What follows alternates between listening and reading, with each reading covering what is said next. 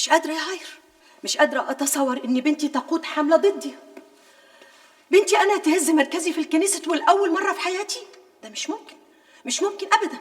الأخطر من ده إزاي ومنين بتجيب المعلومات اللي بتنشرها في مقالاتها دي؟ مش عارفة، أنا المعلومات دي جمعتها بنفسي عشان أواجه بيها عناصر الفساد في اللجنة الاقتصادية. طب ومستنية إيه؟ ما عادش ينفع دلوقتي، بعد نشر الوثائق والمستندات هيتصور الكل إن أنا بحاكمهم عشان أبعد الاتهام عن نفسي. قولي لي يا سوناتا، من غيرك ممكن يوصل للمستندات دي؟ مش عارفة، الوثائق كانت في مكتبي. معقولة؟ مين يا سوناتا؟ لا مش ممكن، مش ممكن أبدا. مين؟ مين غيرها؟ سارة حبيبتي، أقدر أعرف إيه سبب توترك الشديد ده؟ المستندات اللي صورتها لك هي نفسها اللي بتنشرها مختاف. متأكدة يا سارة؟ طبعا متأكدة، أنا راجعت المنشور على المستندات الأصلية. لو كفرة فرد كشفت الموضوع ده مش هترحمني وهتدمرني من غير ما يطرف لها رمش. لو هي نفس المستندات وصلت لإيد هايدي إزاي؟ لازم ترجعي المستندات دي حنين، لازم.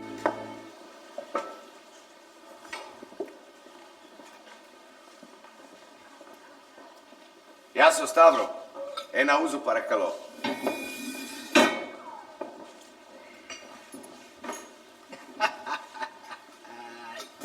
تكانا الصديق. اهلا ايكي اهلا. اول مره تيجي الصبح يعني. النهارده مش في مزاج للشغل خالص. الالماس اللي جبته لك من جنوب افريقيا المره اللي فاتت عجبك؟ صدوق مش النهارده من فضلك. الولاد ده مضايقك مش كده؟ متضايق منه ليه يعني؟ عشان إلينا وقف هواه؟ ياه، انا تعبت من الاجراءات دي قوي. دول قلعه من مصر. هلا بينا خلصنا كل الورق يا بابا. لسه ورق الشحن. ربنا يستر بقى ويخلص. ايه ده؟ موسى؟ ايه الصدفة دي؟ انت شغال هنا؟ لسه ثانية؟ أهلا. ازيك يا فندم؟ الواحد يشتاق لمصر وريحه مصر. ما لاقيش عندكم يا ابني قهوه زي اللي بنشربها في مصر. ده لو مفيش في اليونان كلها اعملها لسيادتك مخصوص. تحب تشربها ايه؟ على الريحه الله يكرمك. لسه ثانيه. برتقال. برتقال حاضر. شاب ممتاز بس يا خسارة حلو ما يكملش. ليه؟ في ايه؟ يهودي. ايه؟ مش تفتح يا جرسون يا عامة؟ معلش حصل خير. خير؟ انت مش شايف حصل ايه؟ هاخد بالي المره الجايه. ده لو في مرة جاية. موسى! وحلمي يا ماما. خير يا كريم؟ مش عارفة يا طلبة، قلبي واكلني على عمرو. وانت حسك؟ ليه؟ ده احنا في بيتنا واللي بتكلم عنه ده ابني. ما هو اللي قافل على نفسه جوه من بدري ده برضه ابنك. مش عايزين نخسره. ربنا يحفظهم ويحميهم هما الاتنين. بقول لك ايه يا طلبة، ما تيجي كده على نفسك شوية يا اخويا وتريح الواد وتشتري له الشبكة اللي هو نفسه فيها. والله لو معايا ما كنت اتأخر. يصبر عليا شهرين ثلاثة على الأقل يكون رجعنا فلوس الوكالة وأنا أجيب له كل اللي هو عايزه. طب ما تروح تقول له كده علشان تهديه وتطمنه. حاضر يا ستي حاضر. هو ده جواب جديد من مها؟ أيوة بعتها لعمرو بكرة الصبح إن شاء الله. هروح أبعته على العنوان اللي اداهولي فؤاد. بقول لك ايه يا طلبة، هما بيبعتوا الجوابات دي ازاي؟ الله أعلم، هم لهم طريقتهم. ربنا يسترها معاك يا خالد يا ابني، ويسترها معاك انت كمان يا عمرو. خالد أنا عايز أتكلم معاك شوية. طبعا يا بابا، تحت امرك. اتفضل.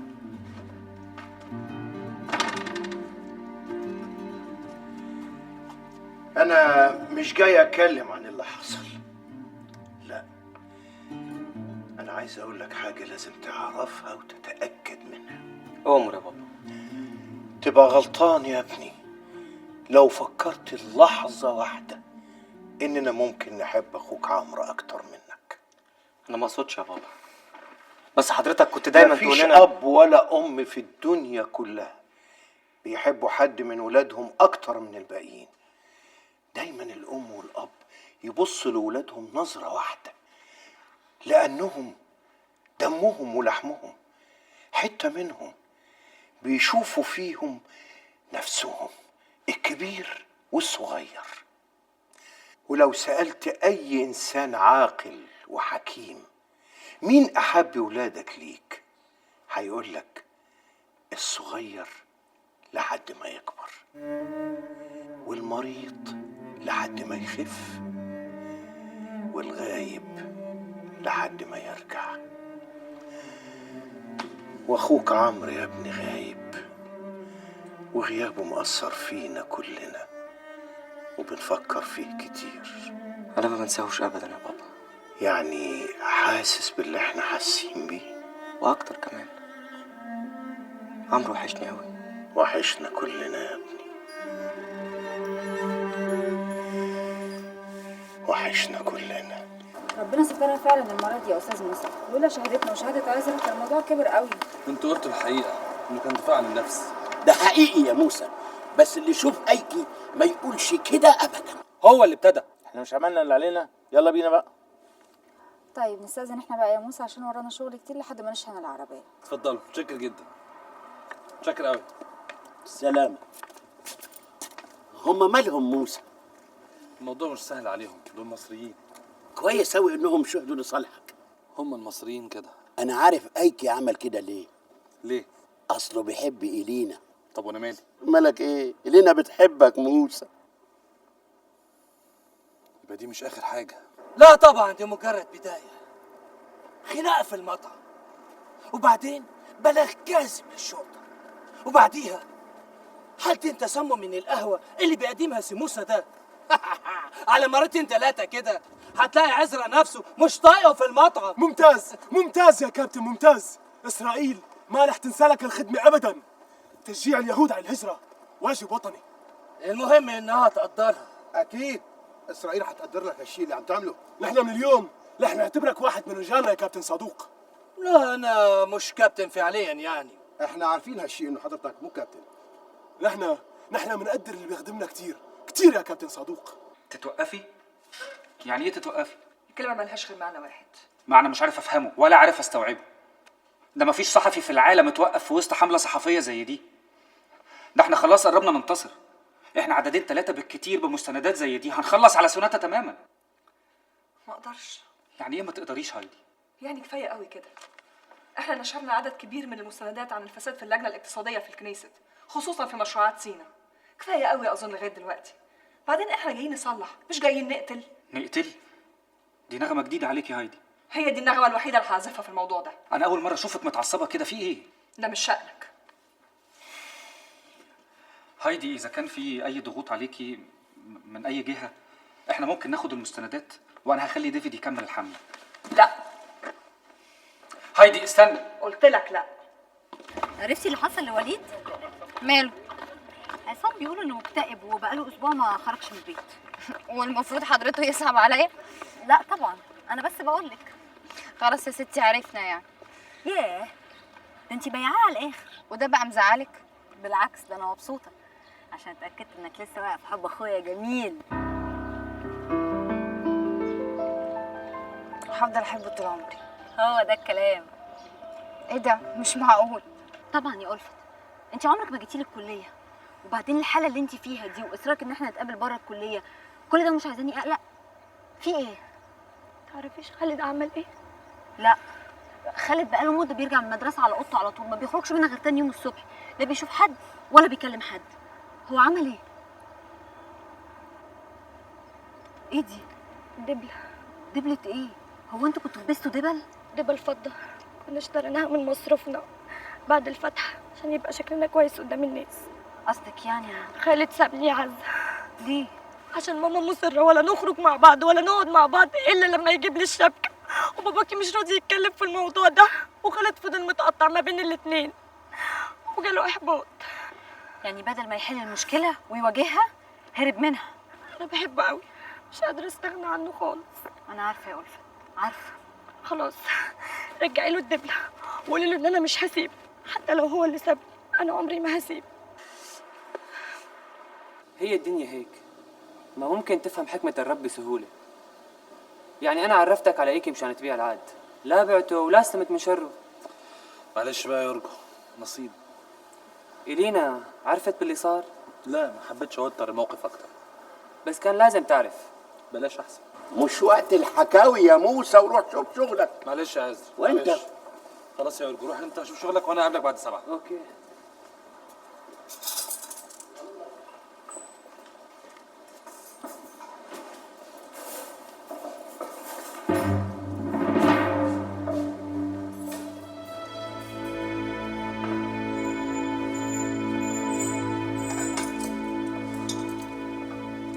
Are you Musa Rafi? Yes. You are under arrest. عدت على خير المرة دي كمان يا موسى. في حد قدم بلاغ ان اقامتك هنا غير شرعية. احنا لازم نقدم لك طلب تصريح عمل، والا هيمنعوك من الشغل هنا يا موسى. مفهوم. بس واضح ان ايكي ده حاططني في دماغه ومش هيرتاح الا لما امشي من البلد دي. احنا ما عندناش دليل ان هو اللي قدم البلاغ ده يا موسى. مش محتاجة دليل يا عزرا، ما باينة. مين ليه مصلحة تانية غيره؟ ما حدش شاف في جوازته اللي انا شفته. دي كبسه على نفسي، كبسه سودة. ده حفل، لا عارفه تنفس ولا حتى تلفت ورايا. معقولة يا معلمي؟ كبسة على نفسك وانت متجوز من البطنية يا معلم. يا ريت كنت ارتحت عن كده. دول سابوا حالهم ومالهم وسكنوا في الشارع اللي فيه شقتي. يعني مكتوب عليا اشوف قرايب الست تفاحه من الصبح لحد ما اتخبط انام. طب ما هم مالهم ومالك يا معلمي؟ ما انت في حالك وهم في حلالهم. والله ما انت فاهم حاجه. انا يلا غور هات لي شيش عجب. انجر اجري. طيب. خلصني منها على خير يا رب. اهلا اهلا اهلا بالمزمزلات، مساء الخير. الله لكم وحشه. ايه ده؟ انت طلعت تاني؟ ايوه رجعت القواعدي سالما. ولا ليا نصيب امل عينيا بوشوشكم الحلوه دي. ومالها بقى الوشوش اللي في البيت يا سيدي الرجاله؟ تفاحه. يلا بينا يا ما نطلع فوق ونسيبوا القضاء. ازيك يا تفاحه؟ اهلا يا هوانم، بالسلامه انتوا بقى عشان في كلمتين بيني وبين سبعي. يلا نسيبوا القضاء. اللهم لا اسالك رد القضاء ولكن اسالك اللطف فيه يا رب. ايوه ربنا بقى يلطف بيك.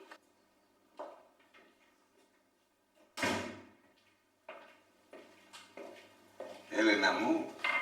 ايه المفاجأة الحلوة دي؟ ايه خضيتك؟ ولا نسيت ان لسه معايا مفتاح شقتك؟ لا كده ولا كده. انت عارفة انا دايما انبسط لما نشوفك. بس ما اعتقدش انك هتنبسط المرة دي يا ايكي. ليه؟ خير؟ ايه حركات العيال اللي انت بتعملها مع موسى؟ حركات عيال؟ انت مش عارفة الولد بتاعك ده عمل معايا ايه؟ بصي على عيني وانت تعرفي. لا مش محتاجة ابص، انا عرفت انك ضايقته فراح ضربك علقة جامدة. ضربني انا علقة؟ ايوه جامدة واثرها لسه في عينك اهي. انت جاي عشان تقولي معايا الكلام السخيف ده؟ لا انا جاي عشان ارجع لك مفتاح شقتك، اخر حاجة بتربطني بيك، واقول لك لاخر مرة ابعد عن موسى، لاني بحبه وحفضل احبه مهما عملت ومهما قلت. طب وانا؟ انت ولا حاجة.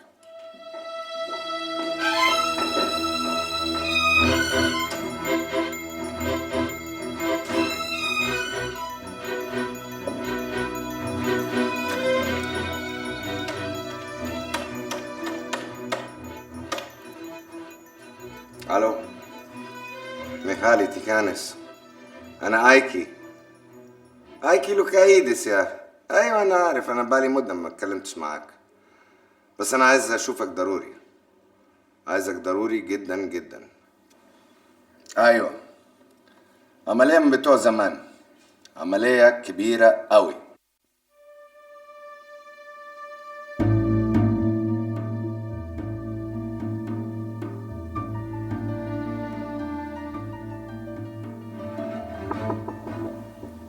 خالد انت صاحي؟ خالد عايزاك ضروري.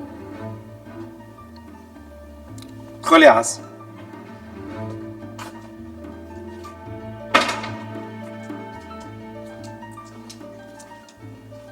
مالك؟ تخافيش. هتخبي عليا؟ عشان خاطري يا عزة تسيبيني في حالي. انا مش فايق اخد ودي في كلام مع حد. خلاص براحتك، بس في امانه ليك معايا. امانة ايه؟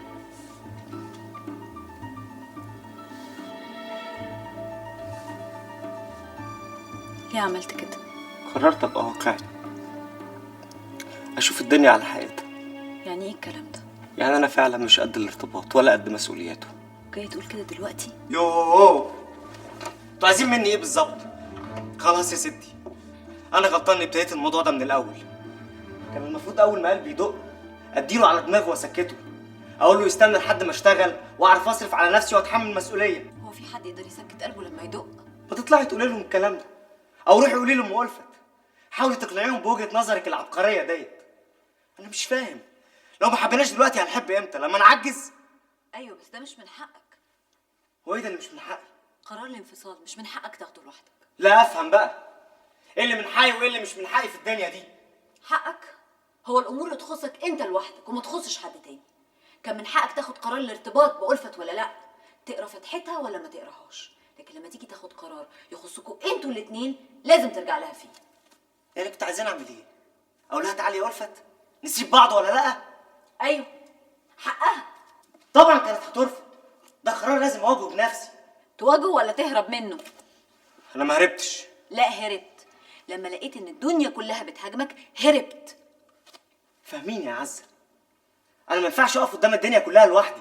ده دلوقتي، طب وبعدين؟ قصدك ايه؟ قصدي لو اتجوزت وخلفت وبقى عندك بيت واولاد واجهت نفس المشكله ولقيت الناس كلها بتهاجمك، هتعمل ايه؟ هتسيب مراتك وولادك وتهرب؟ فكر في اللي قلته لك كويس وابقى رد عليا بعدين. تصبح على خير.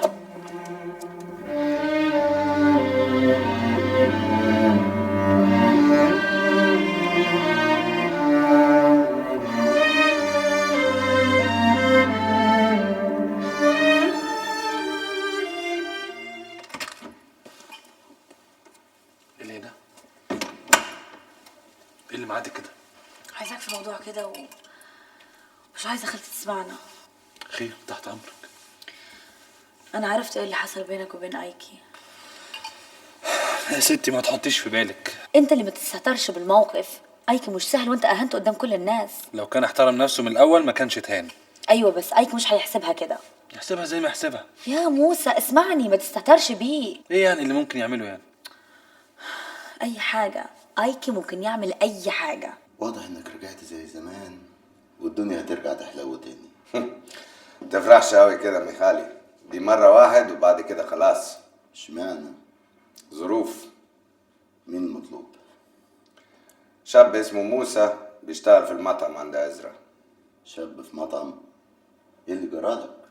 ده انا افتكرته جواهرجي منافس زي زمان. ميخالي ده حاجة ما يخصكش، انت عليك تنفذ المطلوب وتاخد الأجرة وبس. بقى كده؟ وامتى ما كانش كده؟ على رأيك. اتفضل. ايه دول؟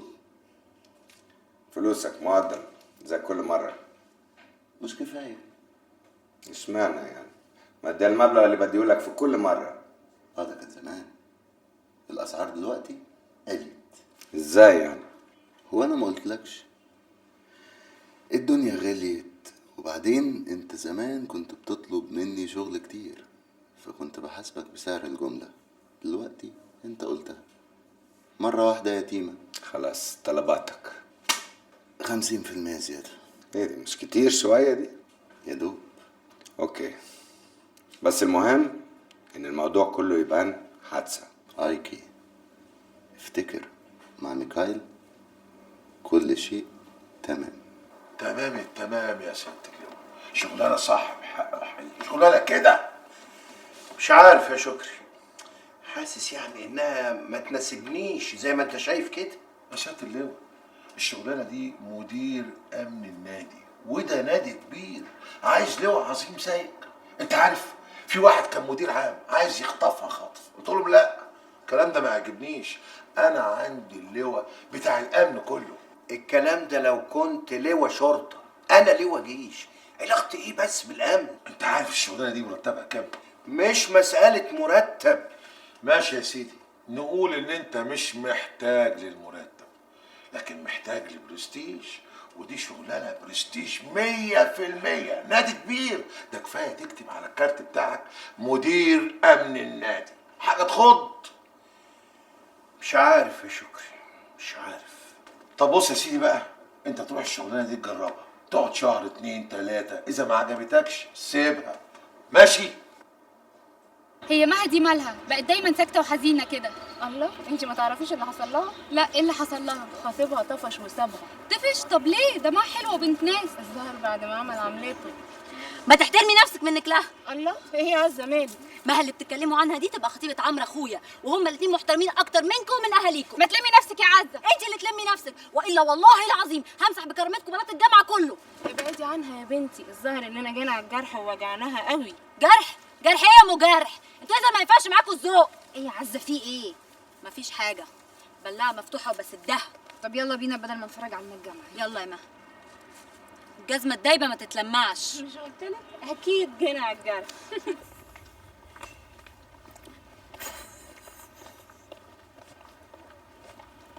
وده جراله ايه ده راخر؟ ما هو من عمايله. بس شكله غلبان. ستي العمران غلبان، احنا مالنا؟ انسه عزه، انسه مها. عايز ايه؟ انا مش عايز حاجه، انا بس حبيت اوضح سوء التفاهم اللي حصل. وانا مش عايزه افهم اي حاجه. انا دلوقتي مروحه مع عزه اللي تبقى خطيبه ابن عمك وتبقى اخت خطيبي عمرو. انا فاهم، صدقيني. ممكن نروح دلوقتي؟ لا، انا اللي هروح. انا اسف، انا اسف قوي. وليد، خلاص موسى انا استأذنت من عزرا، هيديك نص اليوم اجازة عشان نخرج نتغدى مع بعض. طب ما نخليها يوم السبت بقى. موسى عشان خاطري النهارده. خلاص يا اخي، اعتبره اعتذار على اللي عمله معاك ايكي. طب وانت مالك ومال اللي عمله؟ ما خلاص بقى يا عم موسى، ما تقولش لا، انت محتاج فسحه حلوه زي دي. مين اللي محتاج فسحه؟ وليه؟ ايه ده؟ ما تقدريش نفسك، هو طبعه كده. بس ده قلة ذوق وقلة أدب يعني. انت يا جرسون، فين الطلب بتاعي؟ ولا انت عاوزني افكرك فيه كل يوم؟ لا مش لازم يا كابتن، دقيقة وتكون عندك حالة. انت ازاي تسكت له؟ زبون، والزبون دايما على حق. طب امشي انا بقى احسن ما اتجنن واقتله، وارجع لك تاني الساعة 2. جرسون. ايوه. هات لي شنطتك في العربية قدامي بقى. لينا.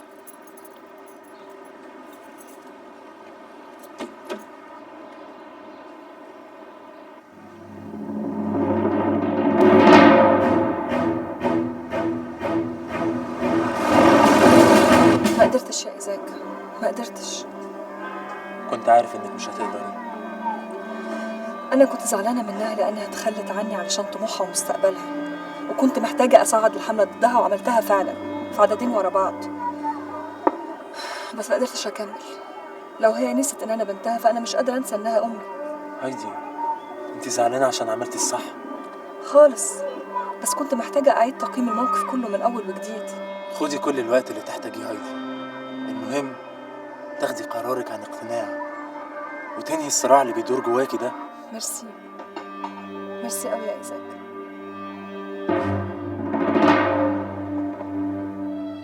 الصدمة كانت عنيفة جدا، كسرة الحوض وإصابة في العمود الفقري. لا ده شيء بشع بشع قوي، المنظر مش هيروح من دماغي ابدا. الغريب ده انه كله حصل في ثواني. انا كنت بقدم طلب للكابتن صدوق وسمعت الفرمله الجامده، ببص من فوق وشفت المشهد الرهيب ده. فعلا كان مشهد رهيب، ولو عايزين رأيي اللي حصل ده كان مقصود. مقصود؟ واضح ان اللي حصل ده كان محاولة مقصودة، كانت متعمدة لضرب موسى. ما اقدرش اجزم بكده، انا كنت فاتح باب العربية وظهري للشارع وسمعت الفرملة زيكم. انا مش فاهمه موسى، ازاي يحاولوا يعملوا فيك كل ده وانت ما تتهمش حد يعني؟ ما اقدرش اتهم حد. عندك حق، مفيش دليل على كده موسى. انا واثق من اللي بقوله، وانا ما شفتش اللي حصل. مش عليا انا الكلام ده، انا شفت كل حاجه بنفسي.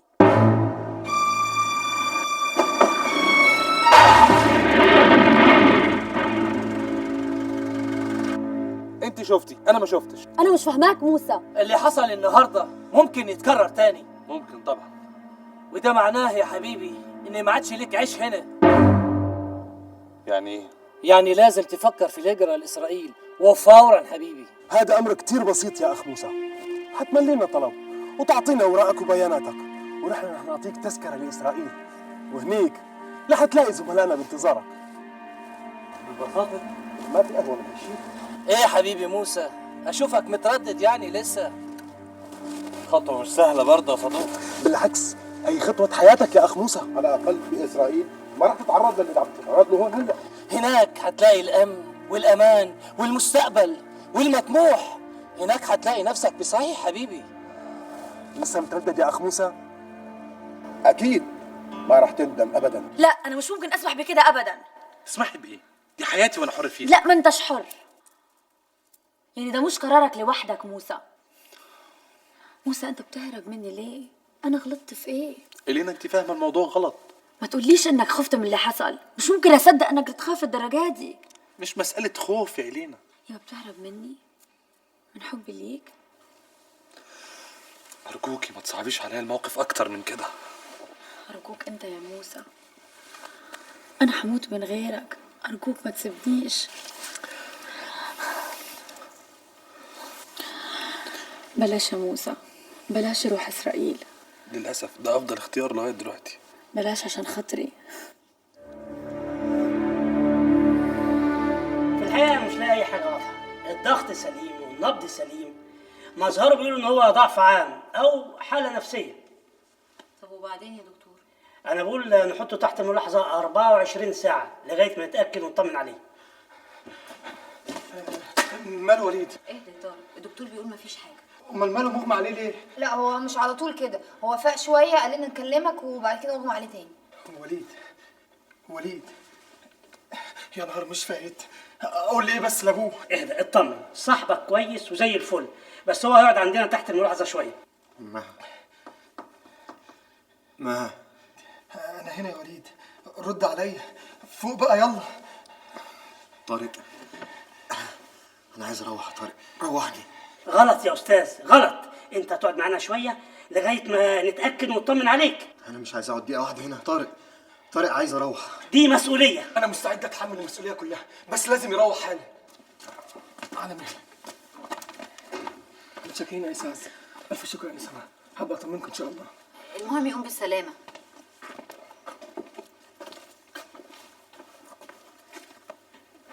والله صعب عليا.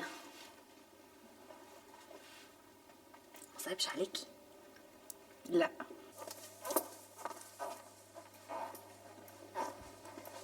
عرفتوه؟ طلبت مقابلتي. بالظبط. الموضوع مهم جدا لدرجة إني حبيت نتناقش فيه لوحدنا بدل ما نتناقش فيه في المجلس بشكل عام. موضوع ايه؟ في اتهامات موجهة للجنتك الاقتصادية.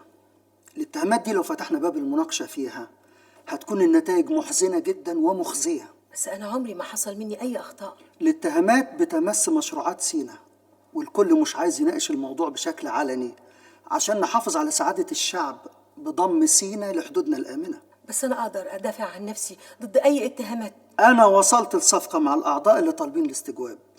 الصفقة دي ممكن بعدها نقفل الباب ده خالص ونتفرغ للأهم. صفقة ايه؟ تتنازلي عن رئاسة اللجنة الاقتصادية. So you insist on denying, Mikhail? I don't remember anything. It was just an accident. But the witness didn't say so. Maybe they didn't understand well. What about your record? Record? Which record? No one had any evidence on me. So you don't want to confess, huh? Okay, Mikhail. I will not close the case. I will be behind you until I find who's with you and who's behind you.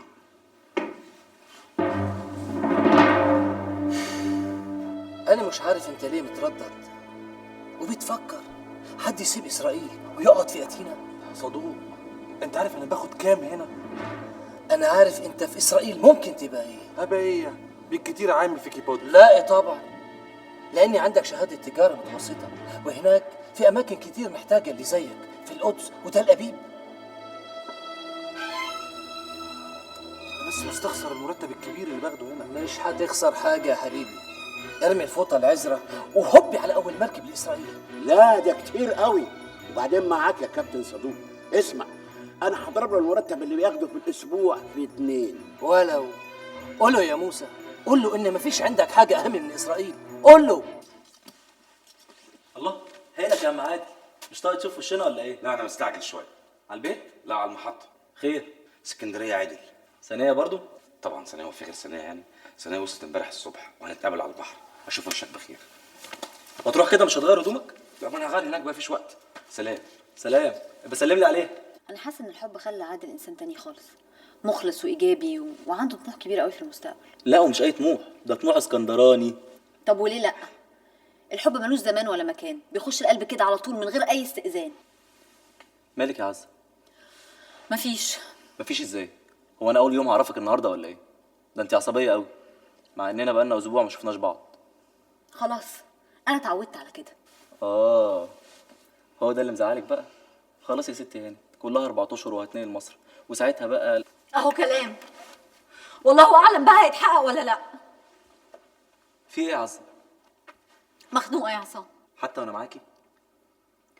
معلش، يمكن لما نخرج بكره بقى احسن والخنقه دي تروح. المهم سببها اللي يروح. يا ريت يا عصام. يا حبيبتي ما تكتميش في نفسك كده، فضفضي، مش هتلاقي قلب حنين عليك اكتر مني. عارفه، والله عارفه. خلاص يلا احكي لي بقى ايه اللي حصل. خالد وألفت مالهم؟ هحكي لك، يمكن تعرف تحل المشكله. كنت في الجامعه خليك يا عز، انا اللي هفتح.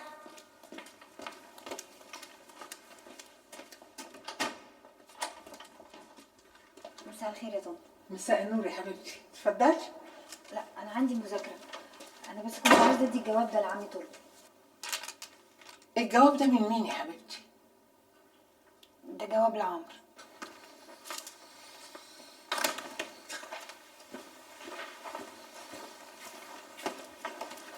جواب جديد لعمرو. منها برضه؟ هيكون من مين يعني؟ شباب بقى والحب بينهم وبين بعض مولع نار. مش احنا اللي معرفناش نحب الحب ده زمان؟ احنا كنا فاضيين الحاجات دي يا حسن. يا ترى قالوا ايه في الجواب ده؟ يا سيدي بعدين نبقى نقراه ونفرغ محتوياته. انت عارف يا حسن طبعا ان احنا ما نقدرش نسلمه الجوابات دي عشان ما يخرجش من حاله التقمص اللي هو فيها. لازم يفضل موسى زكي رافع وينسى حكايه عمرو دي تماما. ان شاء الله اول ما يخلص مهمته بنجاح ويرجع لارض الوطن هنديله الجوابات دي يقراها عشان يعرف قد ايه مها كانت بتحبه لاخر ثانيه. ان شاء الله يا فؤاد. طيب بمناسبه الكلام على عمرو، يعني ايه اخر اخباره؟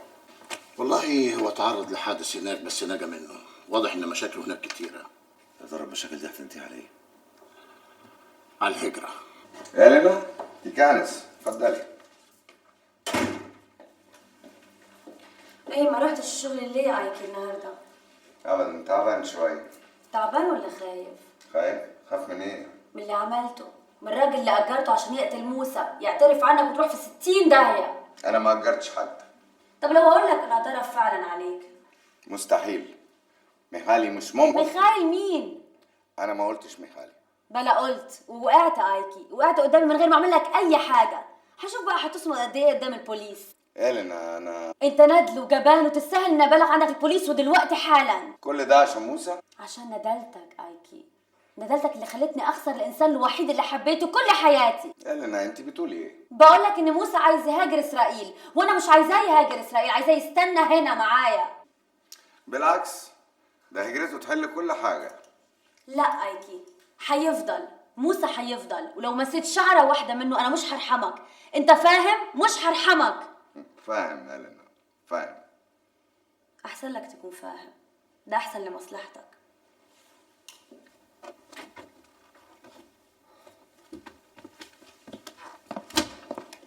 اهلا. سالت عليكي في الجريده، قالوا انك في اجازه. حسيت اني محتاجه ارتاح شويه.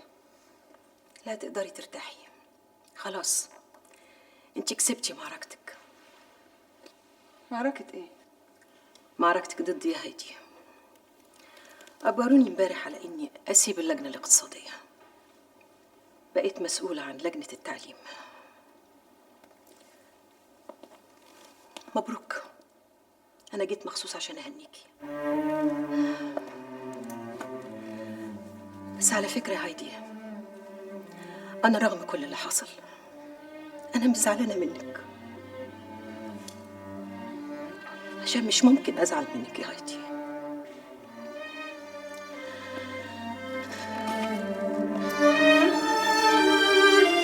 معلش يا عادل، مش هقدر اخرج اصل بابا تعبان قوي. بجد يا عادل؟ خلاص هتنقل اسكندريه؟ يعني هنفتح بابا في موضوع خطوبتنا؟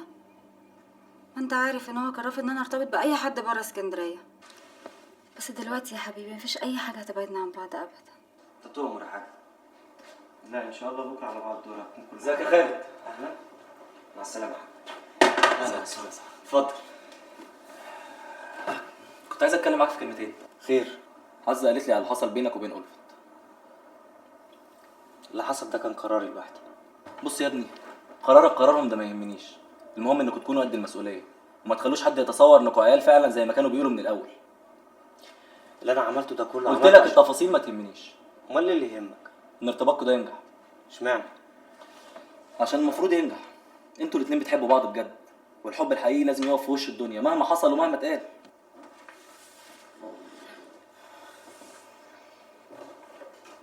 انت عارف ست والدتك قالت لي ايه؟ عارف، ومش شايف ده سبب يخليك تتحمق وتتوتر قوي كده. امال كنت عايزني اعمل ايه؟ استحمل؟ ايوه يا اخي تستحمل. امال تبقى راجل ازاي؟ هو الراجل اللي يهرب ولا اللي يواجه؟ على اي حال انا جاي اقول لك الكلمتين دول وراجع على شغل في بني سويف، وسايب لك كرة في ملعبك. يلا العب يا كابتن وهات جون.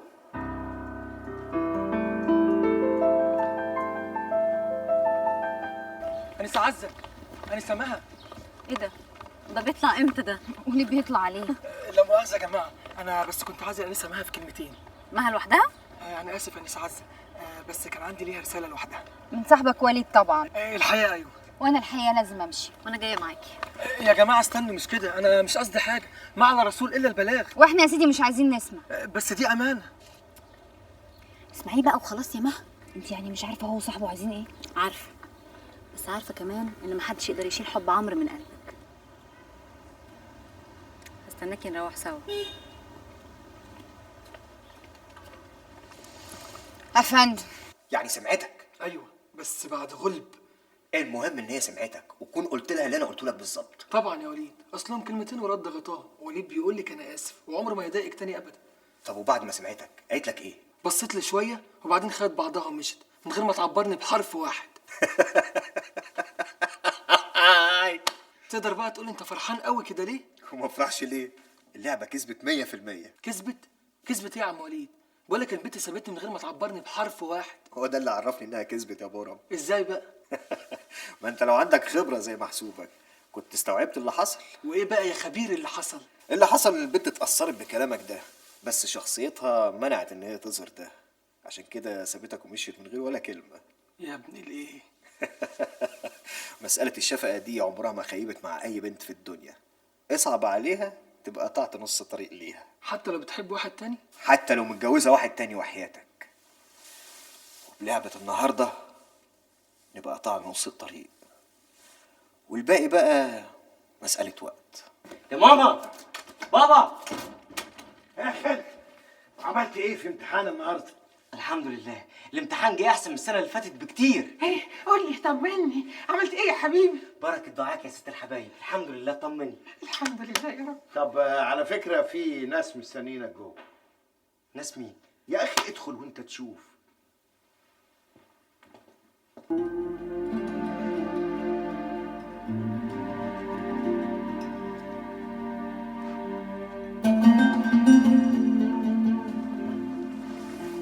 ايه المفاجاه الحلوه دي؟